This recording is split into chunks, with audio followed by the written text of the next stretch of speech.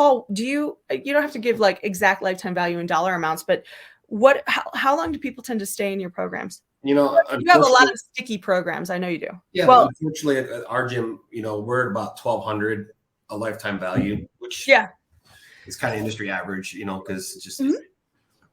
Yeah. So, and I know Paul has a pretty sticky jiu-jitsu program, because how many black belts do you have? I don't know. I should know off the top of my head. I have a lot. That's an ego. It's an ego question, not him answering. It's what people like to brag about. So it's kind of funny. I don't think I've ever asked you that, but I've seen pictures of you with like 14 black belts or something. Yeah, something like that. Something like that. But yeah, and the cool part is there's still a lot of them are still training. Like I'll have 12 black belts in a class, which is just good and bad, because it's an ass beating a thon. I would bet. But that's a little bit, by the way, if you're in this group, most of you are Brazilian Jiu-Jitsu and MMA people. But if you're in this group and you teach traditional martial arts, that's a bit of a BJJ anomaly a little bit, is first off, how long it takes to get a black belt. And then the fact that black belts stay and continue training. I've heard this all the time, and times when we've been kind of around black belts of other martial arts, and they consider that to be the time where they're like graduated and done. When they get their black belt, they're like done training. They don't always train afterwards. But in jiu-jitsu, it's kind of unheard of that you would get your black belt and stop. Especially having dedicated roughly a decade to getting that. It's a very odd thing. But again, if you're not a Brazilian Jiu-Jitsu person, then that's probably strange to you. But anyway, the fact that Paul has that many black belts shows you that it's a very sticky program. Again, and I'm old too. And you're old. I didn't even say it this time. I ripped on you enough about Justin Bieber, so I wasn't even going to go there.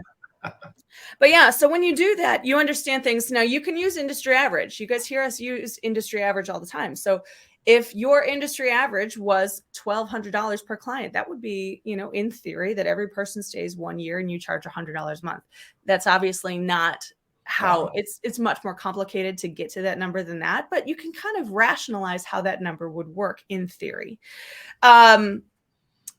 So if you gain, or if each client on average brings you $1,200, and you want to give away a free gi, which costs what? Like, let's say it costs $80 to give a gi. All day long. Yeah. Can you afford to give a gi?